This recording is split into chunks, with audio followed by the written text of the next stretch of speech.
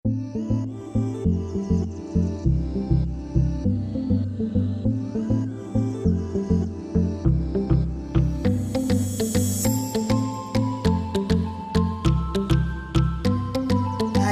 తెచ్చుకొనుడి, నేను లోకమును జయించి ఉన్నాను. యోహాను 16:33. ప్రభువైన యేసుక్రీస్తు పరిశుద్ధుడు, నీతిమంతుడు, పాపరహితుడు, లోకమును పాపమును జయించిన విజయశీలుడు. ఏ పాపం ఎరుగని యేసయ్య పాపి కోసం శాపంగా మారాడు. కల్వరి శిల్వలో తన పరిశుద్ధ రక్తమును చిందించి చనిపోయి తిరిగి లేచారు. మృత్యుంజయుడు, పునరుద్ధానుడు. ఆయన ఉన్నవాడు అనువాడు. ఎక్కడైతే 2-3 ఉంటారో అక్కడ ఉంటాడు.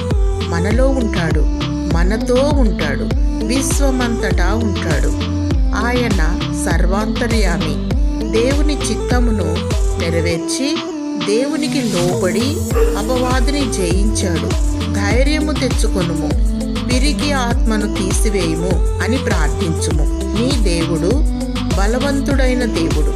అధైర్యపడకు, చింతించకము. ఆయన నీ చేయి పట్టుకుని ఉన్నాడు. విడువడు, ఎడబాయడు, మారనివాడు. దేవునికి లోబడుము, అపవాదిని ఎదిరించుము. దేవుని స్తుతించు, విజయమును చేపట్టుము.